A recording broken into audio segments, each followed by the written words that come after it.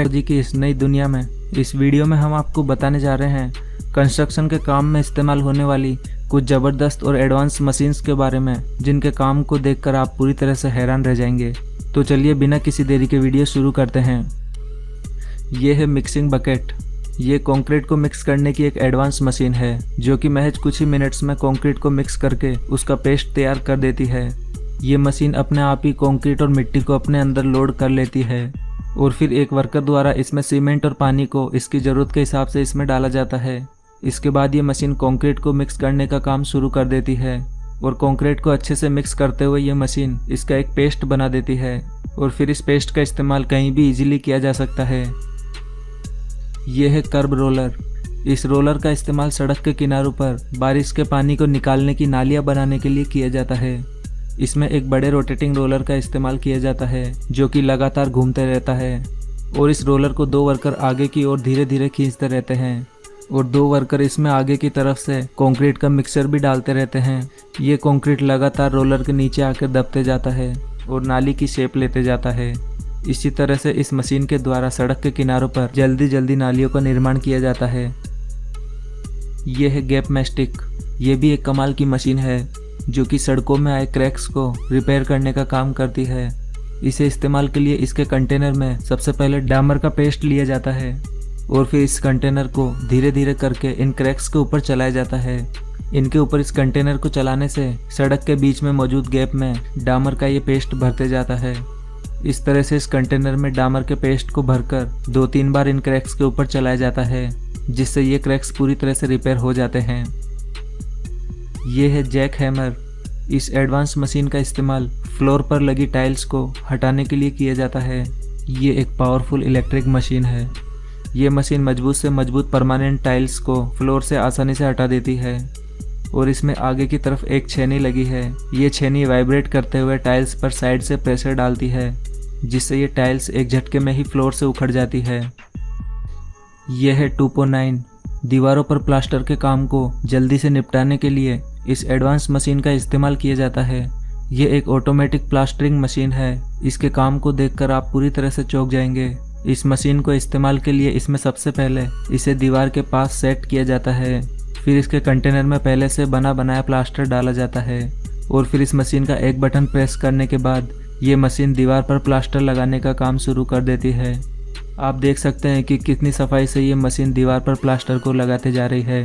जिन दीवारों पर प्लास्टर करने में मजदूरों को पूरे दिन का समय लग जाता है, वहीं उसी काम को ये एडवांस मशीन कुछ ही मिनटों में कर देती है। ये है रीबार टाइंग मशीन। इस मशीन का इस्तेमाल घर की छत में लगने वाले सरिये को बांधने के लिए किया जाता है।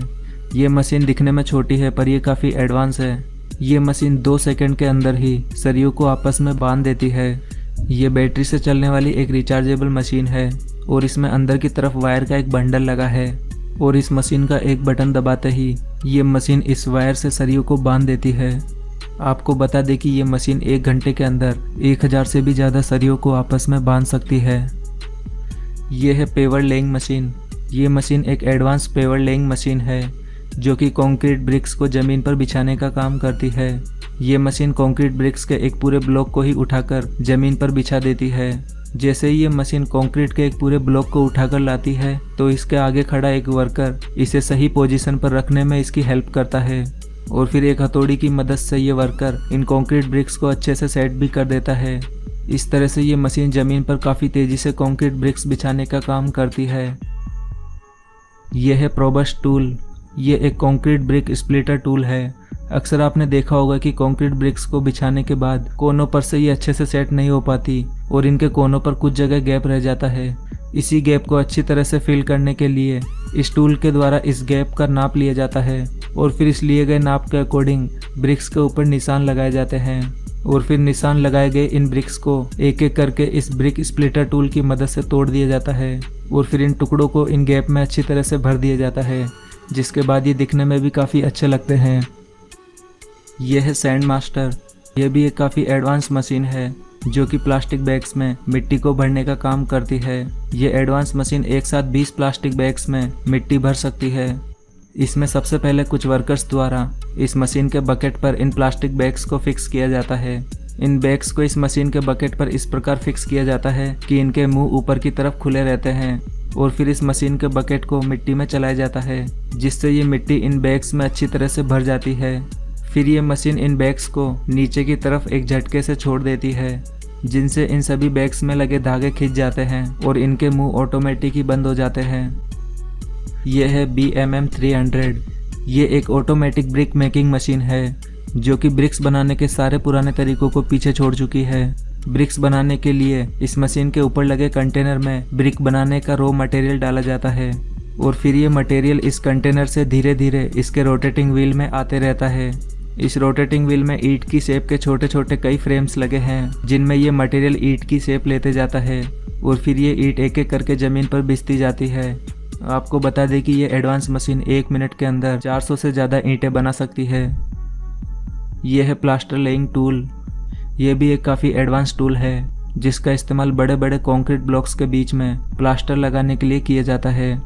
इसे इस्तेमाल के लिए सबसे पहले इस टूल को कंक्रीट ब्लॉक्स के ऊपर रखा जाता है और फिर इसमें थोड़ा सा प्लास्टर डाला जाता है और जब इस टूल को पीछे की तरफ खींचा जाता है तो प्लास्टर इस कंक्रीट ब्लॉक पर अच्छी तरह से लग जाता है। प्लास्टर के लगने के बाद इस पर एक कंक्रीट ब्लॉक रख दिया जाता है। इस तरह से इस टूल की मदद से कंक्रीट ब्लॉक्स की दीवारें काफ़ी जल्दी बनाई जा सकती है। इस टूल के इस्तेमाल से कंक्रीट ब्लॉक पर प्लास्टर एक फिक्स अमाउंट में लगता है। इसी वजह से इस प्लास्टर टूल की मदद से टाइम और प्लास्टर दोनों की ही बचत की जा सकती है।